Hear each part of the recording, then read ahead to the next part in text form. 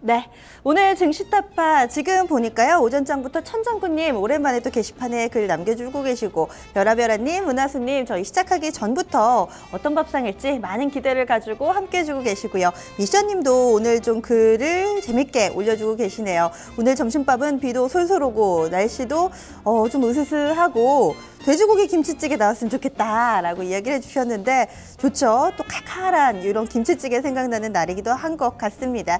지금 또 비가 뭐 소나기처럼 막 쏟아지는 건 아니고요. 주적주적 내리는 이번 주 두 번째 거래일을 현재 보내고 있습니다. 일단은 사실 지난주부터 계속해서 이 오후장 접어들면서 12시 구간에 제가 좀 조마조마하게 활짝 웃지도 못하고 이런 무거운 마음으로 방송을 했었는데요. 오늘은 정말 목소리 톤도 약간은 좀 높아진 것 같고 여러분들께 이럴 때일수록 냉정이 중요합니다. 신중해야 합니다. 라고 말씀을 드리지만 저도 사실은 이런 빨간 양봉과 시장 분위기를 보니까 흥분되고 기쁘기는 마찬가지인 것 같습니다.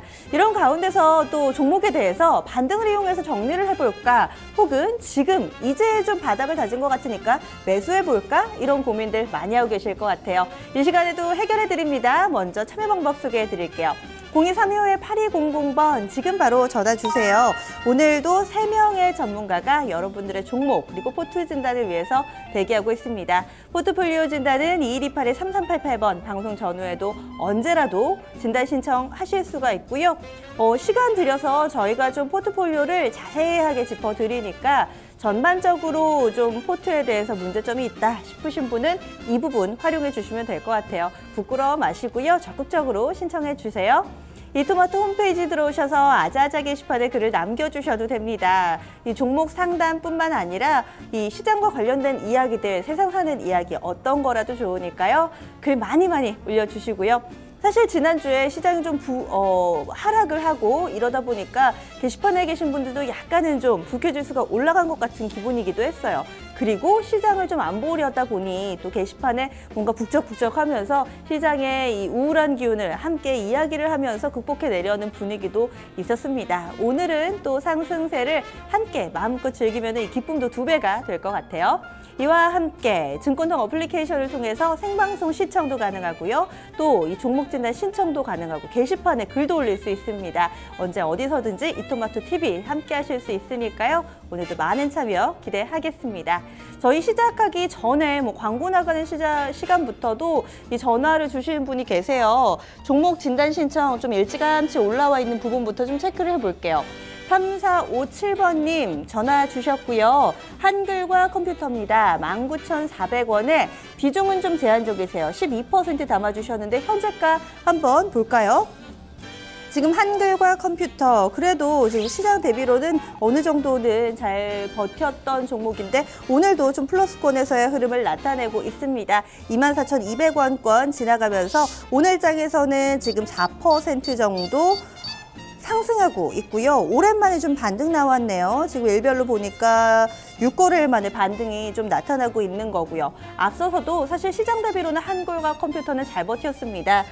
아무래도 19,400원에 사셨고 현재 24,000원 부근이면 수익을 꽤 많이 내고 계시거든요. 한 20% 정도 더 극대화시킬 수 있을지도 고민이 되실 것 같습니다. 어려운 장세 속에서 일단은 잘 버텨내신 거 축하드리고요. 지금 시점에서는 어떤 대응이 필요할지 저희 조언 들어보도록 하겠습니다. 오늘 함께 해주실 분들을 제가 좀 깜빡했어요. 소개를 해드릴게요. 오늘 함께 하실 분은요. 토마토 투자자문의 이 최병훈 전문가 함께 할 예정입니다. 그리고 토마토 투자자문 김경원 운용역 이와 함께 유진투자증권 정재웅 부지점장 이렇게 세 분이 진단해 주실 예정인데요. 첫 번째 종목 진단은 토마토 투자자문 김경원 운용역님 부탁드릴게요. 연결되셨죠? 네. 네. 한글과 컴퓨터 어떻게 해볼까요? 네, 한글과 컴퓨터는 대표적인 2분기 실적 서프라이즈 종목 중에 하나라고 개인적으로 좀 판단을 좀 하고 있습니다. 2분기 실적이 영업이익 기준으로 93억이 나오면서 세전이익으로는 거의 106억 원 정도 발표가 되면서 YY로 48% 급증을 하는 모양새가 전반적으로 좀 이루어졌습니다. 지금 그 한글과 컴퓨터를 바라볼 때 가장 중요한 것은 이 킹스 소프트와 이제 MOU 계약을 체결하면서 나중에 샤오미 핸드폰 안에 이 회사 우리 그 한글과 컴퓨터 회사의 OS가 들어갈 가능성이 상당히 좀 높고 그러한 부분들이 앞으로 굉장한 성장성을 좀 부각이 되면서 앞으로 꾸준히 좀 우상향할 수 있다. 좀 이렇게 말씀을 좀 드리고 싶습니다. 최근에 이제 굉장히 좀 많이 올랐고 실적을 전반적으로 중기적으로 좀 반영하고 있는 과정인데 아직까지 샤오미 쪽에 OS 들어가는 부분들이 아직 안 나오고 있기 때문에 어느 정도 좀 중기적인 관점에서 좀 홀딩을 좀 해보자 좀 이렇게 말씀을 드리고 싶고 한글과 컴퓨터는 올해 예상 실적이 대략적으로 보면 영업이익 기준으로 한 340억 그리고 2016년 기준으로 390억 정도 산정이 되기 때문에 PER 기준으로는 소프트웨어 업체가 15배 정도 수준이면 굉장히 좀 매력적인 구간이다. 좀 이렇게 볼 수 있겠습니다. 그래서 최근에 지수가 아무래도 급락을 좀 했었지만 급락을 크게 맞았던 부분들은 좀 아니었고 그래서 양호한 조정을 지금 21선을 좀 타고 올라가는 흐름들이 계속 좀 이루어지고 있다. 좀 이렇게 보셔야 될 것 같고 저는 전고점까지는 충분히 테스트가 가능하다. 좀 이렇게 보고 있습니다. 지난 이제 8월 18일 날 고점을 찍고 윗꼬리를 좀 달았었는데 시장이 조금 회복된다는 전제하에 이 전고점인 27,000원은 한 번 더 테스트가 나오지 않을까 좀 이렇게 판단을 좀 하고 있습니다. 그래서 약간 좀 중기적인 관점에서 좀 홀딩을 좀 하시길 권장을 좀 드리도록 하겠고 최종 목표 주가는 27,000원까지 한번 홀딩을 좀 해보시자 좀 이렇게 말씀을 좀 드리도록 하겠습니다. 네, 한글과 컴퓨터 추천도 사실 저희 토마토 TV에서도 여러 차례 드렸던 상당히 좀 견조하고 탄탄하다라는 데 의견이 모아지는 종목이었는데요. 홀딩 의견 27,000원까지 보고 있습니다. 지금 보니까요. 아무래도 우리가 한 차례 큰 급락을 맛봤기 때문에 이번 상승을 단순히 가벼운 마음으로 보기는 좀 힘든 것 같아요. 지난주 급락의 그림자가 있기 때문에 보니까 지금 점심먹자님께서는 이렇게 해놓고서 내일 쌍바닥 만들러 가는 건 아닌지 걱정이네요. 기술적인 반등 이후에 한 차례 더 조정이 나올지 이 부분에 대해서 좀 우려를 하고 계시고요. 지금 해뜰날 올 때까지 님께서는 오르는 대로 대응하면 되죠. 라고 또 언급을 해주셨네요. 그리고 때를 기다리는 매수님께서는 선물 쪽에서의 힌트를 얻어보고 계시고요. 그 밖에도 양율리스님께서는 가온미디어 오늘도 매수를 하셨대요. 좋은 결과 있으시길 저도 함께 바라도록 하겠습니다. 알수록님께서는 얼마 만에 보는 빨간색인지 그러게 말이에요. 오늘 시장 분위기가 점차 사실은 10시 구간대 중국이 급락 개장하면서 저도 마음 졸이면서 10시 구간대를 보냈는데 미리 매를 맞아서 그런지 오늘은 상당히 좀 탄탄하게 오르고 있습니다. 끝까지 이런 기운이 이어지길 바라면서 두 번째 종목으로 넘어가 볼게요. 오늘 또 올려주신 종목이요. 9210님께서 코아스 신청해 주셨습니다. 코아스가요. 어제 이 종목이 대표적으로 남북 경협주 가운데 하나잖아요. 어제 상한가 근처에서 마무리됐고 오늘은 거의 보합권입니다.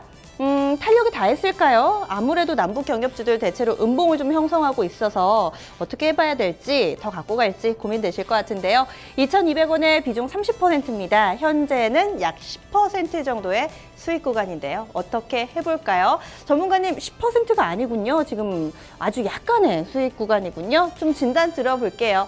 김경원 운용형님 어떻게 해볼까요? 네, 이 코아스 같은 경우는 뭐 기본적으로 이제 사무용 가구를 좀 만드는 회사입니다.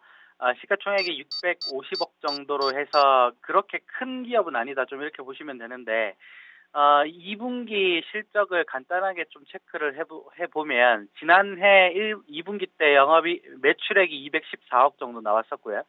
그리고 올해 2분기 때도 214억, 매출액은 굉장히 좀 조용한 흐름을 좀 기록을 했고 지금 영업이익이 한 7억 정도, 구체적으로 좀 보면 한 7억 9천억 정도 됩니다. 7억 정도, 한 8억 정도로 보면 연간으로 8억 정도의 영업이익을 좀 해주면 연간 작년에 한 21억 정도 했었기 때문에 조금 21억을 좀 상회하는 실적이 아마 나올 수 있지 않을까 좀 이렇게 판단을 좀 하고 있습니다. 그래서 코아스는 실적이 2분기 때 나쁘지 않았기 때문에 오히려 꾸준히 좀 홀딩을 좀 해볼 수 있는 종목이다 좀 이렇게 말씀을 좀 드리고 싶고 우선 이 회사가 이제 DMZ 테마주, 북한 테마주로 약간 좀 물리는 경향이 있는데 이 회사가 토지를 보유하고 있는 게 이제 파주 쪽과 김포 쪽 이쪽에 이제 토지를 좀 보유하고 있기 때문에 요 토지 가치가 부각이 좀 되면서 전체적으로 테마주로 약간 좀 주가 흐름이 좀 왜곡되는 현상이 좀 있습니다. 근데 실질적으로 좀 중요한 부분들은 2분기 실적이 개선되고 있고 이러한 부분들이 상반기에 전반적으로 좀 개선이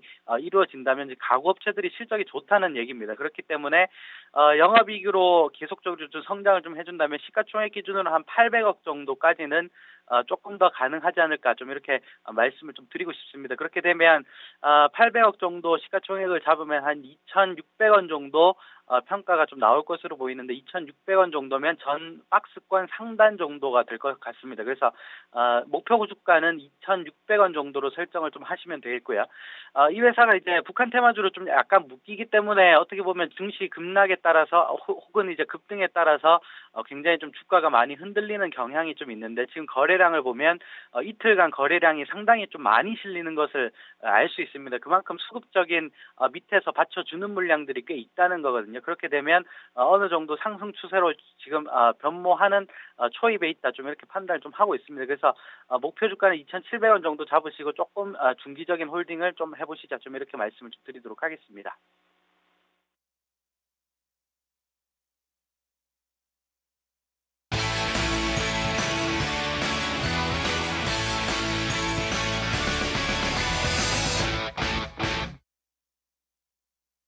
네, 현재 2시 16분 구간 지나가고 있습니다. 12시 16분 구간 지나가고 있고요. 현재 지수 상황 좀 체크를 해볼까요?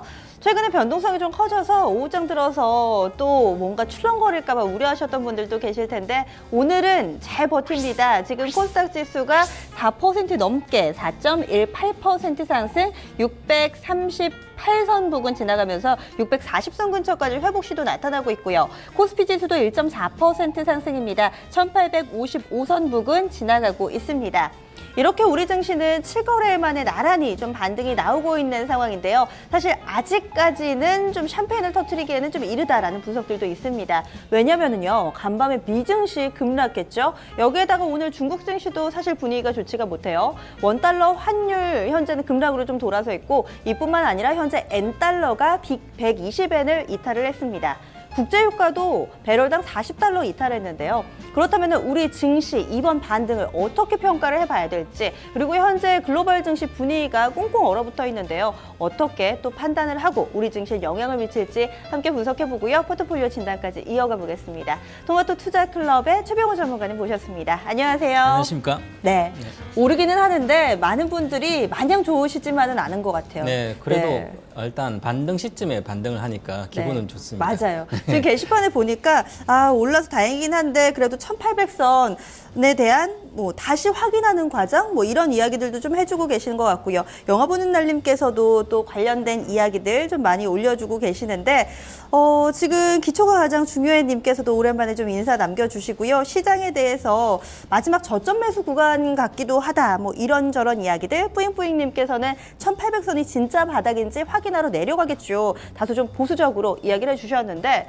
어떻게 보세요? 네, 이번 하락이 주로 이렇게 강하게 글로벌 전체 다 하락을 했죠, 그죠? 그래서 중국 시장뿐만 아니라 미국 시장, 독일 시장, 대다수 코스닥, 우리 코스닥하고 많이 올랐었죠. 그래서 차익 실현이 한 번에 몰렸는데 이 차익 실현이 몰린 게 바로 경기의 원인이죠.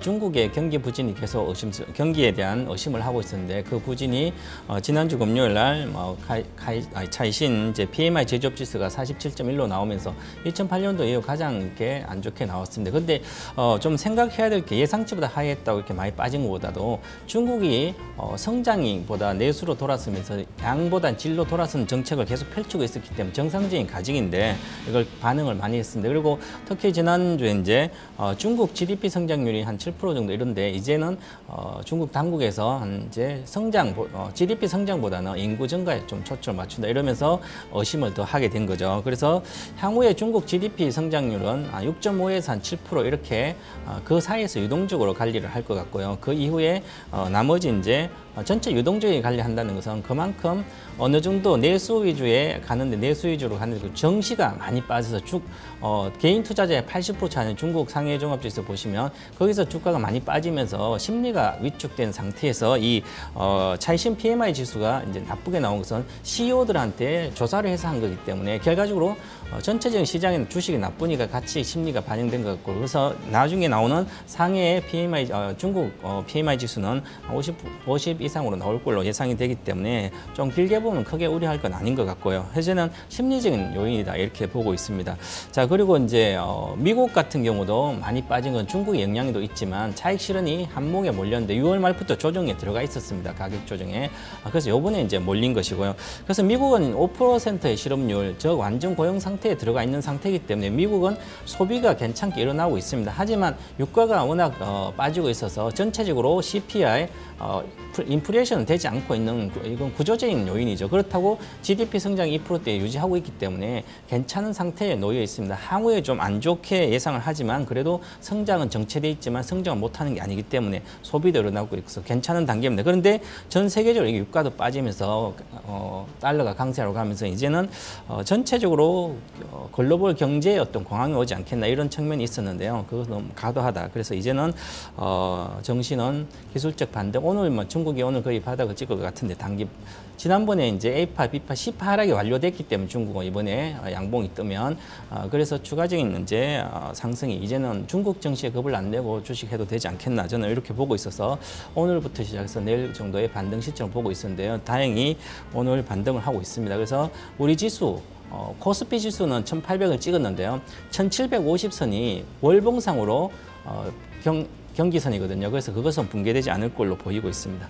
네. 네. 지금 경기에 대해서 미국과 중국 경기 우려할 정도는 아니다. 그리고 현재 주가 하락도 과도하다라고 이야기를 해주셨는데 그런데도 아직까지 마음이 놓이지 않는 부분이요. 네. 국제유가 그리고 연일 이어지는 외국인 수급 이 부분도 좀 체크를 해봐야 될 것 같아요. 네, 외국인 수급은 2월 2일부터 한 10조 5천억 사가지고 지금 한 거의 7조 가까이 팔고 있거든요. 네. 그래서 최근에 한 4, 5조 정도 파는 것은 정상적인데 어제 7천억대 오늘 또 뭐 2, 3천 또 팔고 있는데요. 그래서 외국인도 중장기 투자자들도 원달러 환율이 워낙 급등을 하면서 신흥국이 다 그랬죠. 그래서 뭐 17년 만에 7년 만에 신흥국들이 달러 가치가 떨어지고 있습니다. 우리도 그래서 아마 좀 판 것 같고요. 그래서 어느 정도 매도가 많이 나온 것 같습니다. 그래서 추가 외국인 매도는 크지 않을 걸로 보이고요. 그래서 오늘 이번에 매도 물량을 기관에서 거의 다 받았습니다. 코스닥하고 코스피는. 그래서 기관에서 많이 받았기 때문에 수급엔 큰 문제가 없었기 때문에 우리 증시가 생각보다 글로벌 증시보다 고점 대비한 적게 빠진 거예요. 그래서 우리만 많이 빠졌다 이런 것을 좀 그건 아닌 것 같고요. 오히려 다른 증시보다 좀 안전하다 이렇게 볼 수가 있는 거죠. 네. 네. 그럼 대응을 세워볼게요. 지금 네. 이 반등을 따라 들어가도 될까요? 아니면 반등을 이용해서 나와야 될까요?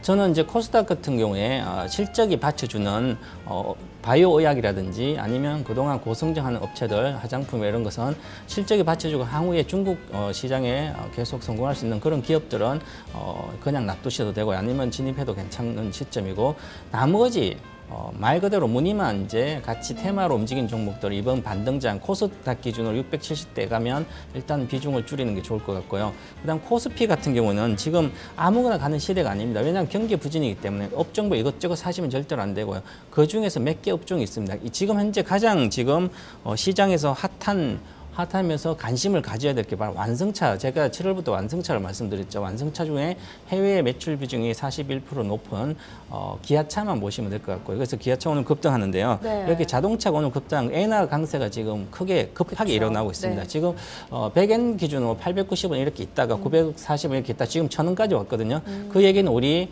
특히 MS 1%, 마진 1%와 싸우는 완성차 업체가 크게 수혜를 받는다. 그래서 원달러 환율은 지금 1200원의 고점 내에서 잠깐 조정받고 있는데 다시 추가 1208원을 돌파하고 올라갈 걸 보입니다. 네. 좀 길게 보면. 그래서 지금은 이제 오늘 원달러 환율 내려가고 있어서 전체 시장을 그래서 완성차라든지 그다음에 실적이 좋아진 만약에 경기 부진이 계속 이어지더라도 좋아지는 엔터주라든지 아니면 이제 이런 이제 게임주 몇 개 그런 쪽으로 IT 실적 개선되는 몇 개 종목으로 한정하시는 게 좋을 것 같습니다. 네, 펀더멘털이 뒷받침되는 종목으로 좀 가려서 들어가신다면 충분히 기회를 좀 낼 수 있을 것이다. 수익을 볼 수 있을 거로 판단을 하고 있습니다. 오늘 지금 아마 보시면 놀라실 수도 있어요. 완성차 쪽하고 IT 쪽 흐름 상당히 좋습니다. 앞서서 짚어주셨던 이 엔달러 환율이 크게 좀 밀려나면서 원엔은 또 크게 상승하는 흐름. 오늘 수출주 흐름도 양호하고요. 뭐 화장품이라든지 삼성바이오라든지 그동안 많이 밀렸던 제약바이오도 급반등 나오니까요. 종목 잘 골라보세요. 그럼 포트폴리오 진단 신청하시고 기다리고 계신 저희 시청자분 만나보겠습니다. 시청자님 안녕하세요. 네, 안녕하세요. 네, 그동안 많이 힘드셨죠? 네, 반가워요. 예. 네, 오늘은 좀 반등 나오고 있나요? 보유하고 있는 종목들요? 네, 반등은 다 나오는데 이것까지 안 되죠. 그쵸, 맞아요. 그게 문제인 것 같아요. 이것 가지고 안 되니까 오늘 정리하기도 못하고 여러 가지 고민이 되시는 구간인 것 같은데 종목 한번 알려주세요. 예, 이제 그 엑세스 바이오 네. 10% 네. 그거 뭐요? 주사님 프라 그거 네. 전에 오래됐는데 네. 그거 한 30% 있고요. 그다음에 하나투자 그거 또 30%. 네. 그다음에 시청자님 지금 잘 안 알티캐스트, 들리는데 알티. 네, 네, 조금만 크게 알티캐스트. 말씀해 주세요. 예, 알티캐스트 그거 30% 있고요. 네. 시그네틱스는 5%. 네. 예, 그리고 지금 저희가 좀 진단받아서 화면에 나가는 거 보니까 시그네틱스는 2,200원에 5% 맞으시고요. 예. 다 맞아요. 예. 네, 두산 인프라코어는 10% 들고 계시는 거고요. 예. 네, 지금 쭉 이야기를 들어봤는데 두산 인프라코어 오랜 기간 동안 고생 많이 하셨을 것 같아요. 예. 왜 그동안에는 손절을 고려를 안 해보셨어요? 아니 그것이 뭐 미국에 뭐 바켓이 뭐 어떻게 되면 올라간다고 하고 또 네. 그래서 그 손절을 안 했죠. 예. 네, 특히나 이 밥켓 같은 경우는 얼마 전에도 기사 나왔는데 기사 네. 나오고 나서도 좀 흐지부지하니까 실망하셨겠어요. 예, 하루 뭐 빠떡하고는 맞아요. 그거, 네.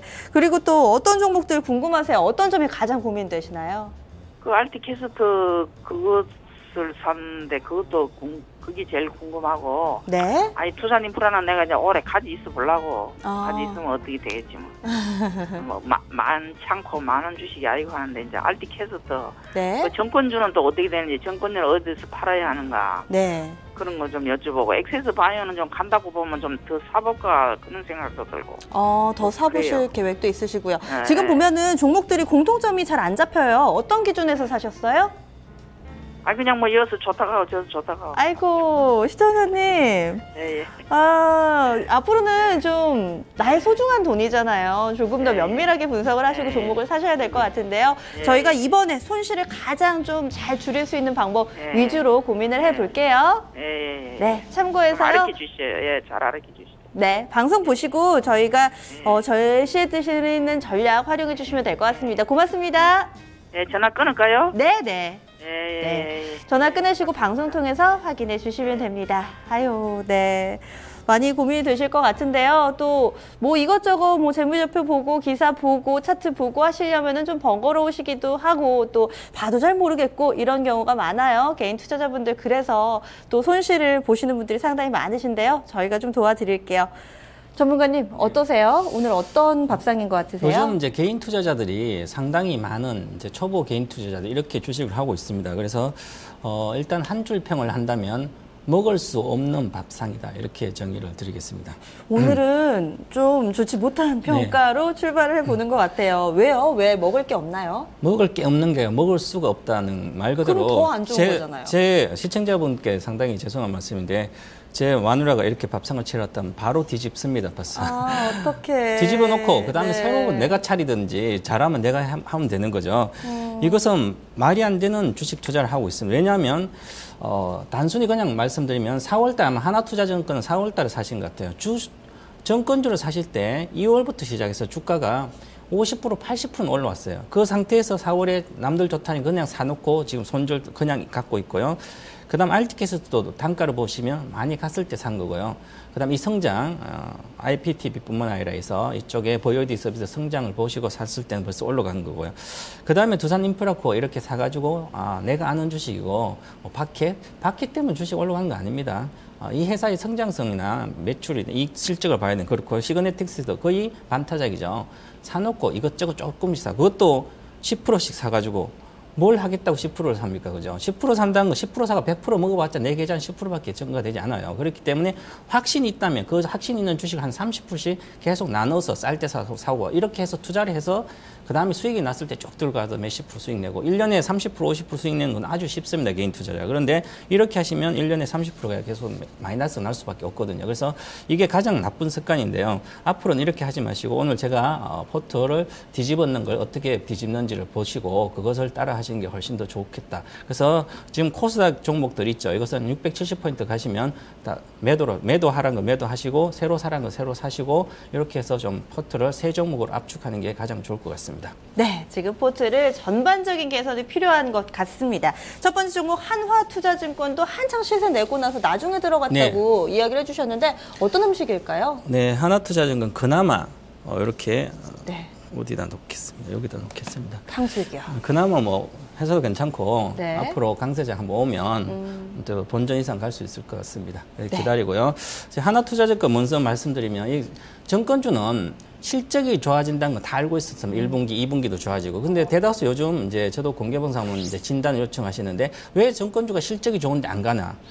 실적 때문에 가는 주식도 대다수가 맞아요. 그죠? 근데 전체 시장에 영향을 받는 게 정권주 가장 빨리 영향을 받습니다. 그리고 강세장에 정권주가 가고요. 강세장 아닐 때 정권주가 갈 수가 없습니다. 즉, 코스피 기준으로 코스피가 12평선 이상에 계속 놀 때는 정권주를 사시면 가장 좋습니다. 근데 코스피가 12평선 붕괴를 시켜버리면 일반적으로 붕괴시키면 그때부터 약세기 때문에 그렇다면 정권주를 오히려 매도를 해야 되는 거죠. 그럼 이분 같은 경우는 6,100원이기 때문에 아마 4월에 시세가 좋을 때 사신 것 같아요. 요즘에 4월에 사신 정권주는 지금 많이 손실을 보고 있습니다. 대다수. 대우증권도 마찬가지고 다른 주식도요. 그렇다는 것은 다시 지수가 2,100포인트, 200포인트 이렇게 강세장이 나왔을 때 이 종목은 간다는 얘기죠. 그러면 그때 정도에 다시 전체적인 글로벌 시장 좋고 강세장 금리 인상하고 난 이후에 장이 좋아지면 그때는 다시 회복할 걸로 보입니다. 그래서 지금은 좀 갖고 있어도 상관이 없다. 현재는 너무 늦었다. 이렇게 보고요. 근데 전체적으로 증권업 자체는 성장하고 있습니다. 특히 그룹사를 낀 이제 하나라든지 대형 증권사는 성장을 하는데요. 세제 혜택이 계속 뭐 종합 자산 관리 계좌가 나오듯이 세제 혜택도 이어지고 있고요. 그다음에 이 금융 활성화 대책이 나오기 때문에 전반적으로 성장을 합니다. 그러면 2분기 실적을 보시면 성장했죠. 그죠? 근데 하반기부터도 어느 정도 정권중 구조조정이 끝나서 어느 정도 성장할 걸로 보입니다. 그래서 괜찮고요. 근데 이게 중요한 것은 실적보다 모멘텀 주식이다. 꼭 기억하셔서 어떤 테마처럼 움직인다. 이렇게 보시고 하시고요. 그 다음에 강세장 도래할 때까지 기다리시면 좋을 것 같고. 근데 비중이 30% 많기 때문에 지금 여기서 손절할 필요는 없을 것 같고요. 기다렸다가 어느 정도 목표가 가면 그 정도의 매도를 하시면 좋을 것 같고요. 목표가는 5,500원 정도 봐드리고요. 그다음 손절가는 4,000원. 4,000원 붕괴되지 않을 걸로 보입니다. 네, 지금 기간을 좀 여유 있게 보시는 네, 것 같아요. 그렇죠. 한 연말 정도까지요? 강세장이 와야 되겠죠. 그렇죠. 그래서 네. 4분기 이후에 아마 연초나 연말 정도 되지 않을까 그렇게 보고 있습니다. 사실은 저도 기간을 좀 여쭤보면서 이 부분에 대해서 좀 기간을 딱 맞추는 게 힘들잖아요. 그래서 질문 드릴까 말까 했는데 아마도 시청자분들은 이런 부분들 많이 궁금해하셔서 제가 좀 질문을 드렸는데요. 시장 분위기 봐가면서 또 이 종목은 조금 여유 있게 보시면 좋을 것 같습니다. 두 번째 종목 RT캐스트인데 이 종목도 손실도 크고 비중도 크고 그렇습니다. RT캐스트 비중은 30% 사셨는데 이제 제가 이 종목은 괜찮아요, 그죠? 근데 단가가 마음에 안 들어서 테마가 불 때 그때 사셨기 때문에 그렇거든요. 그래서 이 회사는 디지털 방송 요즘에 디지털 방송 이제 미들웨어 솔루션 공급 업체인데 이 업체가 지금 국내 시장 점유율이 한 80% 정도 됩니다. 그래서 독과점 기업처럼 이렇게 있어서 괜찮은 회사인데요. 이 이제 미들웨어라는 것은 뭐 데이터베이스 연결한다든지 만약 물건과 물건 연결할 때 접착제가 있듯이 하나의 어떤 데이터는 아니면 어떤 이제 플랫폼과 플랫폼 아니면 이제 프로그램과 프로그램을 어떤 연결할 때 매개체 역할을 하는 게 미들웨어 쪽인데 이쪽에서 지금 현재 특히 그게 바로 셋톱박스에 보시면 셋톱박스가 이제 케이블 TV나 셋톱박스에 뭐 리모컨으로 빨리 감기라든지 막 하고 있죠. 비디오 네. 보는데 그거 기능을 하는 플랫폼에 RT 플랫폼을 가지고 있는데 이 RT 플랫폼 시장이 이제 매출이 한 49% 정도 됩니다. 그리고 뭐 송출 시스템 나머지가 있는데 그래서 이쪽은 성장이 되고 있기 때문에 그동안 주가가 많이 올랐을 거예요. 그래서 전체적으로 이 회사의 MS는 좋은데 지금 왜 계속 이제 이 회사가 영업이익이 줄고 있으면 올해 전체적으로 작년보다 영업이익이 한 34% 이렇게 줄고 있는 이유는 케이블 방송업자들이 자체 솔루션을 만들 때 이렇게 알티캐스트한테 공고를 받아도 되는데 자체에서 만들어 버려요. 외국계도 그렇고 외국에서도 그렇고. 그래서 케이블 방송 사업자들이 다른 이제 그래서 이탈이 많아지는 거죠. 그래서 어떤 비용이 이제 좀 영업이익이 줄고 있다 이렇게 보고 있는 것이고요. 그래서 이 가입자가 줄다는 것은 영업이익이 좀 중장기적으로 성장이 쉽지 않다는 얘기죠. 그래서 올해 한 34% 정도 실적의 영업이익이 감소될 걸로 보입니다. 그래서 어느 정도 상승은 많이 주가가 올라갔다가 다시 내려왔기 때문에 반등은 하겠지만 산 목표가는 가지 않는다 이렇게 보고요. 그래서 올해 예상 EPS를 보면 435인데요. 내년 예상 EPS는 560원이에요. 그럼 PER 15배가 정상이거든요. 그럼 한 8,500원 정상이에요. 그러니까 만 원대에 사셨으니까 2년 뒤에 1년 뒤에 주가가 벌써 반영됐을 때 그때 사셨기 때문에 투자 시점이 안 좋았다는 얘기죠. 그래서 지금은 홀딩하시고 이제 8,500원 가면 매도하시자 그렇게 말씀드리겠습니다. 손절가는 5,500원입니다. 네, 그다지 평가가 좋지 못했는데요. 그럼 식탁에는 어디에 놓을 수 있을까요? 네, 알티캐스트는 일단은 여기다 놓겠습니다. 네. 지금 그래도 양장피에 놔주셨네요. 본전 어느 정도는 근처까지 갈 수 있으니까 그렇습니다. 네, 그렇군요. 네. 실적이 최근의 주가 추세 이탈의 원인이다라고 좀 판단을 해주셨는데요. 이번에는 바이오주 쪽으로 넘어가겠습니다. 엑세스바이오, 특히나 현재 가주신 종목 가운데서 추가 매수할 의향도 있다고 살짝 언급을 해주셨는데 엑세스바이오는 어디 나볼까요? 엑세스바이오는 짜장면에 놓고요. 네. 이제 계속 갖고 있어도 되고 추가 매수도 되는 영역이기 정말요? 때문에 가장 그나마 좀 평가가 좋은 종목인 것 같은데요. 제가 바이오를 별로 평가를 좋게 안 보는데 지난번에 이 시간 정시타파에 파밋을 5,200원에서 한 7,800원 정도 500원까지 보자고 추가 매수를 해드렸는데요. 오늘도 엑세스바이오는 추가 매수를 해도 되는 구조다 이렇게 보면 이 엑세스바이오가 이제 말레리아 진단키트 하는 MS 1위 회사입니다.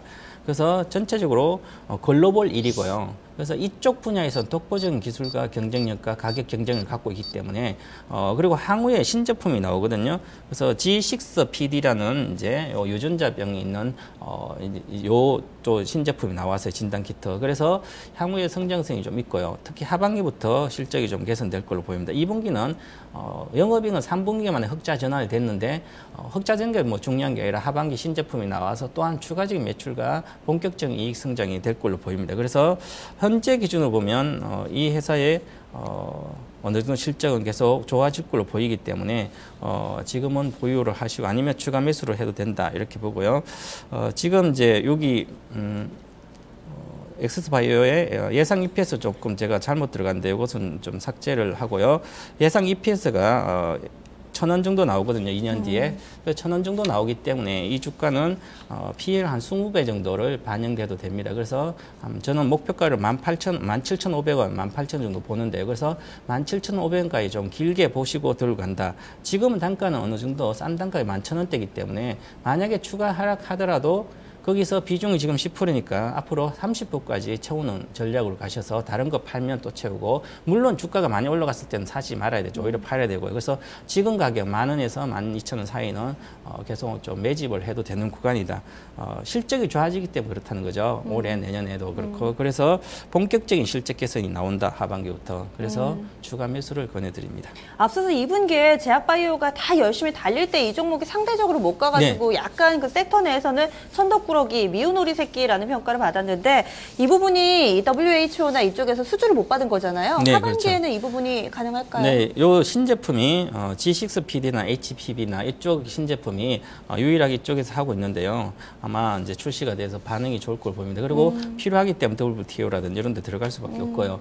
그래서 하반기 특히 3, 4분기 정도부터 본격적으로 진행됩니다. 그래서 새로운 신제품이 들어가기 때문에 어느 정도는 이제 실적 개선에 기여한다. 이렇게 보시고 천천히 물론 사서 뭐 단기적으로 바로 가고 그런 것보다는 좀 길게 보시고 가져가신 바이오주는 쌀 때 어떤 모멘텀도 있고 실적 모멘텀 있으면 쌀 때 사놓고 있으면 많이 갑니다. 주식에.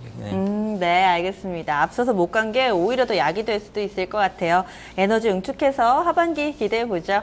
이어서 두산인프라코어입니다. 가장 오랜 기간 동안에 고생시킨 종목이에요. 네, 만두에 뭐 별로 기대되지 않는 뭐 그냥 상에 그냥 차려 넣는 건데요. 그럴 바에 없애자 이렇게 보겠습니다. 현재 상태 어떤가요?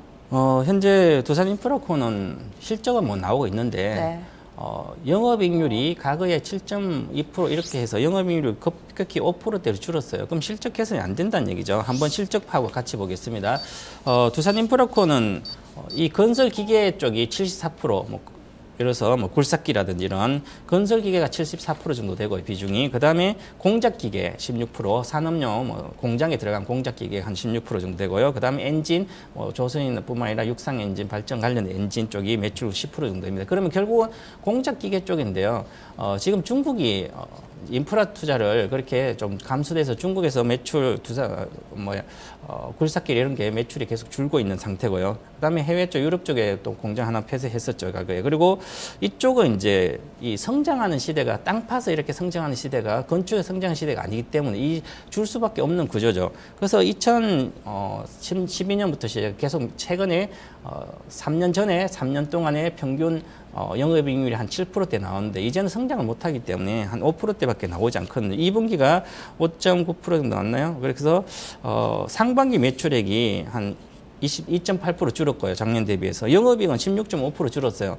그런데 내년에도 개선되기 아직 불투명하고요. 경기가 안 좋다는데 어떻게 개선되겠습니까? 그죠? 그래서 예상 EPS는 올해 700원이고 내년에 1,500원이에요. 그래서 2017년에 1,700원. 이것은 향후에 밖에 상장이라 여러 가지 보고 이제 하는 건데요. 결국은 장기적으로 보면 이렇게 좀 갈 수는 있겠지만 이 예상은 안 나올 걸로 보입니다. 왜냐하면 경기 부진이 좀 이어지고 있기 때문에. 그래서 저는 반등 시에 좀 매도를 하자. 그렇게 해서 목표가는 매도 단가는 9,500원 정도가 매도를 하시고요. 그다음에 손절가는 6,000원 이렇게 말씀드리겠습니다. 중간중간에 좀 익숙한 단어가 나왔죠. 밥캣. 이 밥캣 얘기만 좀 기다리고 계시는 두산인프라코어 투자자분들도 계실 것 같은데 큰 네. 모멘텀이 아닌가 봐요. 밥캣은 결국은 상장하게 되면 이 회사의 어떤 상장 차익이 발생할 것이고요. 재무 어느 정도 부채는 감소될 거로 보입니다. 하지만 자산 가치에 어떤 부채가 감소돼 자산 가치는 높아질 수 있지만 결국 본업인 실적이 좋아야 돼야만 주가는 가는 거죠. 기본적인 마인드는 그렇게 가셔야 됩니다. 그래서 밥캣 상장 모멘트는 단기적인 어떤 이슈죠. 그런데 결국은 실적이 계속 줄고 있는데 주가는 추세 상승이 쉽지 않다. 그래서 물론 기술적 반등은 여기서 50%는 상승할 수 있기 때문에 그 정도가 팔자 그렇습니다. 네, 마지막 종목 넘어가겠습니다. 시그네틱스 어디에 놓을까요? 시그네틱스는 빼겠습니다. 네.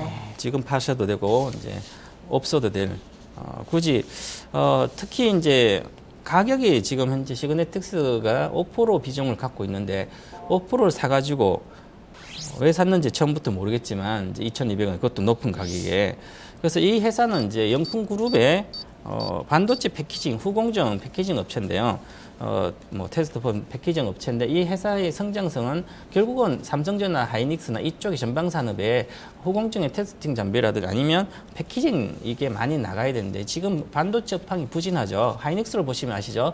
하이닉스가 4만 원대 후반에서 지금 3만 원 초반까지 왔습니다. 그만큼 반도체가 좀 부진한 상태입니다. 그래서 전방산업 업황이 부진하기 때문에 매출 부진으로 이어지고 있고요. 작년에 적자 나왔죠. 그래서 성장에 상당히 의문이 있는 상태입니다. 그래서 이 종목은 이런 종목은 굳이 회복할 때 기다리는 것보다는 일단은 반등할 때 좀 팔아서 나오시고 앞으로는 이렇게 5%를 막 가는 주식 테마처럼 사지 마시고 그럴 바에 아예 확실한 좋은 종목을 내일은 또 사고 하는 게 낫지 여러 종목을 이렇게 백화점수로 해놓으시면 안 된다. 그래서 저는 매도 의견을 드리고요. 언제든지 파셔도 좋고요. 만약에 다른 종목을 살 때는 이제 가격은 매도하는 종목의 매도가는 볼 필요 없습니다. 새로 사는 종목이 가격이 적정 시점 오면 매도할 종목은 그냥 파시고 갈아타시면 되는 거죠. 그래서 지금 제가 아까 서두에 말씀드렸듯이 전체적으로 보면 이렇게 조금 비중 있는 손실난 것은 반등 시 일단 팔자 이렇게 말씀드리겠습니다. 지금 보니까 두산인프라코어하고 시그네틱스는 거의 10년 내 주가 최저치입니다. 시그네틱스는 상장한 이후의 최저치, 두산인프라코어는 거의 10년 전 수준으로 회귀돼 있는데요. 그동안의 마음고생이 고스란히 느껴집니다. 저희가 그러면 어떻게 더 맛있게 요리할 수 있는지 밥상 새로 차려볼게요. 네, 아까 제가 좀 밥상 뒤집는다 그랬는데요. 이제 만약에 제가 뒤집는다면 지금 매도할 종목은 팔아서 엑세스 바이오를 추가를 매수를 하겠습니다. 그래서 비중 20% 이하는 특별한 의미가 없는 포트입니다. 수익날 확률이 예를 들면 켈리 방정식이나 여러 가지 방정식을 보게 되면 수익날 확률이 이것은 한 60% 정도 안 되는 그런 확률로 사셨기 때문에 20% 이하는 비중은 의미가 없다. 그래서 앞으로 30% 종목을 세 종목을 추가한다면 30%씩 세 종목을 하겠습니다. 그러면 매도한 종목이 이제 예를 들어서 시그네틱스라든지 두산인프라든지 알티캐스트를 매도하게 되면 사는 것은 엑세스 바이오를 30%까지 비중을 높이고 그 다음에 기아차를 한 종목 들어가고요. 그다음에 IT나 뭐 이렇게 삼성전기라든지 한솔테크나 실적이 아주 크게 증가되는 이런 종목 한 종목 간다든지 그렇게 하시면 좋을 것 같고요. 만약에 장기적으로 경기가 부진해서 계속 이어진다면 IT도 쉽지 않겠죠. 그렇다면 엔터주인 이제 엔화가 강세가 크게 추세적 의혹이 이어지고 있기 때문에 그에 대한 네. 수혜준 SN과 YG엔트를 사시면 좋을 것 같습니다. 네, 알겠습니다. 네. 오늘 말씀 고맙습니다. 감사합니다. 최병훈 전문가와 함께 밥상을 맛있게 차려봤습니다. 선택과 집중입니다. 지금 될 만한 종목에 좀 집중시키자라는 의견이었는데요. 먼저 가격 전략부터 차근차근 정리해 드릴게요. 화면 보시면서 살펴보시죠. 먼저 첫 번째 종목입니다. 한화투자증권. 이 종목 보유 의견에 5,500원 반등 목표치, 손절 라인 4,000원입니다. RT캐스트 이 종목 다소 좀 아쉽습니다. 매도 의견이고요. 8,500원에서 정리. 5,500원 손절 라인입니다. 엑세스바이오 현재 담고 계신 종목 가운데 가장 그나마 긍정적인 평가 나왔는데요. 보유 그리고 추가 매수도 가능하다라는 설명이 있었습니다. 목표 주가는 17,500원, 손절 라인 10,000원입니다. 두산인프라코어와 시그네틱스는 모두 매도 의견 나왔고요. 두산인프라코어 9,500원 목표가, 손절 라인 6,000원, 시그네틱스는 1,500원 목표가, 손절 라인 1,000원입니다. 수정 레시피 간략하게 살펴보죠. 현재 좀 종목이 5종목이 좀 많이 좀 담겨 있는데요. 비중 20% 이하는 의미가 없다고 판단하고 되는 종목으로 한 3개 정도로 압축권하고 있습니다. 현재 담고 있는 종목 가운데서 엑세스바이오 비중 조금 늘려도 됐다라는 의견이고요. 나머지 좀 살만한 종목들 저희가 또 정리를 해드렸습니다. 네, 지금 이런 가운데서 내 종목도 지금 빨간불 켜고 있는데 지금 팔아야 될까? 이런 고민을 하고 계신 분들 계셔서 저희가 바로 진단으로 넘어가 보죠. KB금융입니다. 은행주 영 답답하고 지루하실 텐데요. 이 종목은 1108님께서 4만 원대 초반에서 사셨어요. 48,800원에 비중 40%입니다. KB금융 현재 주가 나가고 있죠. 약간 좀 손실 보고 계시네요. 35,000원권에서의 움직임 나타내고 있는데요. 비중이 40%요. 어떻게 대응을 해볼까요? 유진투자증권 역삼지점으로 가보겠습니다. 정재용 부지점장님 어떻게 보세요? 네, 안녕하십니까. 정재웅입니다. KB금융지주 최근 주식시장의 하락에 따라서 35,000원권까지 지금 하락을 해 있는 상황이고요. 지금 주가 수준에서 드는 생각은 무엇보다도 이제 저평가 매력도가 높아 보인다. 그리고 실적 부분 같은 경우는 2분기 실적이 명예퇴직이라든지 이런 일회성 비용이 있었음에도 불구하고 그런 부분을 제외한다고 하면 좀 양호하게 나왔다 하는 판단이 듭니다. 다만 이제 앞으로 이제 은행주들의 주가가 답답한 흐름이 이어지고 있는 것은 성장성에 대한 의구심이 드는 것이고요. 저평가 매력도는 높지만은 성장을 못할 것이다. 이렇기 때문에 은행주들은 앞으로도 완만한 시세 흐름이 예상이 됩니다. 그럼 바꿔 말하면 답답하다 이렇게 보셔도 될 것 같고요. 다만 이제 금리 인하 시기가 끝나고 인상 시기에 접어든다고 하면 주가는 점진적으로 회복세를 타면서 다시 4만 원 이상 쪽으로 갈 수 있다 하는 판단이 듭니다. 따라서 배당 메리트도 상당히 지금 35,000원권이라고 하면 3%에 가까운 배당 수익도 기대할 수 있기 때문에 이런 부분을 가지고 안정적인 투자가라고 한다고 하면 지속적으로 보유를 하시면 될 것 같다는 판단이 들고요. 목표가는 42,000원 말씀드리도록 하겠고요. 선저가는 크게 의미가 없을 것 같습니다. 주가가 빠지더라도 크게 빠지지 않을 것이고 빠지면 오히려 보유를 하는 전략이 맞다. 이렇게 해서 손절가는 따로 제시하지 않겠습니다. 네. 통통 튀는 럭비공 같은 매력은 아니더라도 또 진득하고 꾸준합니다. KB금융 여기에 배당 메리트까지 있다라는 설명이었는데요. 지금은 손실 구간이지만 수익으로 돌아설 가능성이 충분하다. 긍정적인 의견 나왔습니다. 이어서 맨 마지막에 파라다이스 신청해 주셔서 이 종목 살펴볼게요. 5466번님께서 이 종목을 아마 한 5월 달쯤 사주신 것 같아요. 3만 원에 비중 80%입니다. 비중이 많으신데 주봉으로 바꿔봐야지 매수 시점이 보일 것 같아요. 한 5월 달, 6월 달 이때쯤 사신 게 아닌가라는 생각도 좀 들고요. 현재는 30% 이상의 손실 구간에 놓여 있습니다. 만만치가 않은데요. 힘듭니다. 부지점장님, 이 종목은 어떻게 하죠? 네, 파라다이스 한다고 하면 대표적으로 이제 중국 관련 주다 이렇게 볼 수 있겠는데 2분기 실적이 예상보다 상당히 부진했습니다. 뭐 그 이유 자체는 메르스 영향이 상당히 컸다 이렇게 보여지는데요. 메르스로 인해서 중국인 VIP가 한 30% 이상 줄어들면서 그것이 2분기 때 타격을 가져다 주었고, 다만 이제 그 메르스는 뭐 일시적인 현상이겠죠. 그래서 3분기 지금 3분기 쪽은 메르스에 인한 영향은 벗어날 것으로 보여집니다. 그럼에도 불구하고 주가가 좀 부진한 것은 최근 중국 증시와도 영향이 좀 있어 보입니다. 아무래도 중국 쪽이 주요 고객이기 때문에 중국 경기가 부진해지면 카지노 고객 수입도 감소될 거 아니냐, 이런 우려감이 좀 있는 것 같고요. 그렇다 하더라도 3분기 실적이 회복세를 보여준다고 하면 재차 반등 흐름은 나올 것이다. 그러니까 주가의 바닥권 쪽이 근접해 있다, 이런 판단이 듭니다. 다만 위쪽으로 가면 갈수록 매물들이 출회가 될 것으로 보여지고요. 시청자님 3만 원 가격인데 3만 원 가격대까지는 상당히 장기간을 소유할 수도 있겠다는 생각이 듭니다. 따라서 목표가를 좀 짧게 잡으시는 게 좋을 것 같고요. 목표가 25,000원에 손절가는 18,000원을 제시하도록 하겠습니다. 네, 파라다이스까지 짚어드렸습니다.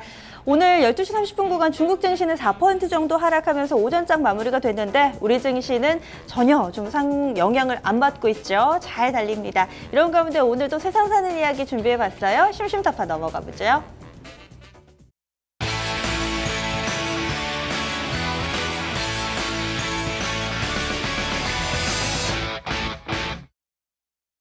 간밤 미증시가 크게 밀려났습니다. 물론 차이나 쇼크다라는 이야기도 있지만 크게 또 다뤄졌던 내용이 국제 유가였죠.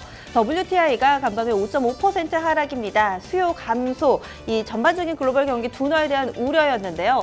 물론 이 주식 투자하시는 분들께는 약간 부담이 될 수도 있는 내용이긴 한데 또 운전하시는 분들, 일상생활에서는 휘발유값, 이 주유소 가는 발걸음이 가벼워졌다는 건 또 긍정적인 측면이 아닐까 싶습니다. 오늘은 그래서요, 이 국제 유가와 관련된 내용을 짚어봤습니다. 현재 우리나라에서 휘발유 가격이 벌써 7주 연속해서 하락하고 있대요. 이 8월 셋째 주 기준으로 좀 체크를 해봤는데요. 현재 휘발유, 그러니까 주유소 휘발유가 1,500원대 중반까지 밀려 내려가면서 7주 연속해서 5월 달부터 계속해서 좀 꾸준히 밀려나고 있습니다. 그러면요, 이 국제 유가 수준은 어느 정도일까요? 간밤에 제가 WTI가 한 5.5% 정도 하락했다라고 말씀을 드렸잖아요. 배럴당 40달러를 이탈했습니다. 지금 제가 차트를 하나 준비를 했는데 추세를 좀 보시면은요. 지난해 8월입니다. 1년 전에요. 1년 전에는 거의 100달러 정도였어요. 저도 이렇게 시황을 전달해드리면서 국제유가는 늘 짚어드렸는데 보통 한 80에서 100달러 사이가 늘 통상적인 제가 이야기를 할 때 굉장히 좀 늘상 이야기해오던 숫자대였는데 1년이 지난 현재 시점에서는 상당히 낯선 길을 걷고 있습니다. 이제는 또 40달러도 이탈을 했어요. 올해 상반기만 하더라도 40에서 60달러 밴드다 이런 얘기가 있었는데 이제는 그 밴드 하단을 뚫고 내려온 겁니다. 1년 만에 반토막이 뭐예요? 반의 반토막 가까이 났죠? 크게 밀려났죠. 이렇게 되면서 휘발유 가격도 그럼 반토막이 났을까요? 국내에서 판매되고 있는 휘발유 가격 추이도 제가 좀 준비를 해봤습니다. 차트 보실까요? 지금 휘발유 가격 추이 1년 전에 8월 달 보시면은요. 주유소 가서 기름 1리터 넣으실 때 1,800원 정도 주셨을 거예요. 1,835원 정도 8월 25일 기준으로 이 정도 됐는데요. 지난 2월 달에 이 휘발유 가격이 1,400원까지 밀려 내려갔습니다. 그리고 그 이후에는 대체로 1,400원에서 1,600원 사이 박스권을 그리고 있어요. 현재는 앞서 말씀드린 것처럼 한 1,500원 수준에 놓여 있는데요. 1년 동안에 이 휘발유 가격 같은 경우는 반토막도 아니죠. 한 30% 정도 밀려났습니다. 이렇게 원유 가격은 반토막 나는데 휘발유 가격은 그에 못 따라가는 이유는 무엇일까요? 여기에는 여러 가지 이유가 있는데요. 먼저 첫 번째로 국내의 휘발유 같은 경우는 이 싱가포르 현물 시장에서 국제 유가, 석유 제품 가격을 기준으로 합니다. 그런데 이 싱가포르 쪽에서 거래되는 원유 같은 경우는 16%밖에 하락을 안 했대요. 여기에다가 환율도 있죠, 세금도 있죠, 수입 부과금, 유통비까지 고려했을 때 이 국제 유가, 원유의 하락 움직임을 그대로 따라가기는 힘든 구조라고 합니다. 현재 이 휘발유 1,400원대를 기록하고 있는 주유소가 전국 주유소 가운데 30%가 넘는다고 하는데요. 이 국제 유가의 움직임 그리고 우리 일상생활의 휘발유 사용 약간은 좀 아이러니한 모습 보여주고 있습니다. 오늘 심심타파에서는요, 기름값 짚어봤습니다.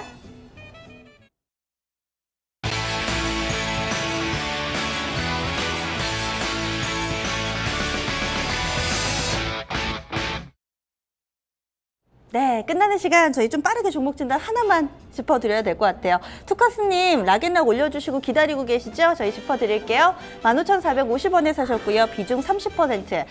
현재 주가 수준하고 많이 안 다르네요. 이 종목에 대해서 평가도 좋고 구조조정 끝났다고 하는데 주가 왜 이렇게 안 가는 거죠? 해주셨어요.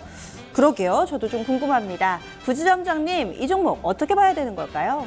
네, 락앤락 2분기 실적은 전년 동기 대비해서는 소폭 떨어지는 실적이 나왔고요. 뭐 이 정도 실적이면은 구조조정을 훌륭히 소화를 해냈다 이렇게 판단할 수 있는 실적입니다. 그래서 하반기 쪽에서는 개선세가 이루어질 것이다 이렇게 보고 있고요. 중국 시장이 정체기에 들어가면서 그리고 재고 조정 이런 걸로 인해서 락앤락 주가가 구조조정에 돌입을 했고 성장 부진에 따른 구조조정이 완료가 되면서 이익이 이제 회복하는 이런 흐름으로 가고 있습니다. 그래서 주가 역시 10,000원권에서 지금 15,000원, 5,6,000원대까지 상승을 해 있는 상황이고요. 구조조정에 대한 성공에 대한 효과는 주가 지금 정도 수준이면 어느 정도 반영이 되었다 이렇게 판단이 됩니다. 그러면 그 다음에는 이제 중국에서의 성장 전략이 무엇인가 그것을 보여줄 때마다 주가는 단계적으로 추가 상승이 있을 수 있다. 그래서 성장 전략이 통해야 된다 이렇게 말씀드리겠고요. 먼저 이제 텀블러 시장을 공략을 하고 있는데 그쪽에서의 성과가 나와준다고 하면 주가는 추가 상승도 가능하다 하는 판단이 듭니다. 단기적으로 봤을 때는 17,000원 정도 단기적인 목표가를 세워볼 수 있겠고요. 손절가는 14,000원을 말씀드리겠는데 14,000원 같은 경우는 최근 지난 7월 달에 저점 부근을 기록했던 부분입니다. 그래서 이 선을 이탈할 시에는 손절로 대응하시는 게 좋겠습니다. 네, 알겠습니다. 락앤락까지 진단해 주셨네요. 말씀 고맙습니다. 네, 감사합니다. 네, 여러 가지 종목들이 있었고요. 오늘은 제가 좀 계속해서 웃음이 떠나지 않은 한 시간이었습니다. 매일 오늘만 같으면 얼마나 좋아요. 지금 게시판에 오랜만에 이름 올려주시는 많은 분들 계신데요. 꿈꾸는 기린님, 피아오님, 그리고 끝나는 시간에도 이렇게 또 홍대 아우디님까지 글을 좀 올려주셨는데 코스닥 반당 680 정도까지도 내다보시는 긍정적인 전망도 나오고 있습니다. 내일가 제일 잘 나가님, 쌍바닥 찍고 갑시다. 뭐 이런 글도 좀 남겨주고 계시는데요. 오늘 오후장도 아마 분위기 더욱더 좋아지지 않을까 기대를 해봅니다. 내일도 오늘 같은 장세 기대하면서 저는 여기서 인사드릴게요. 그럼 내일도 놀러오세요.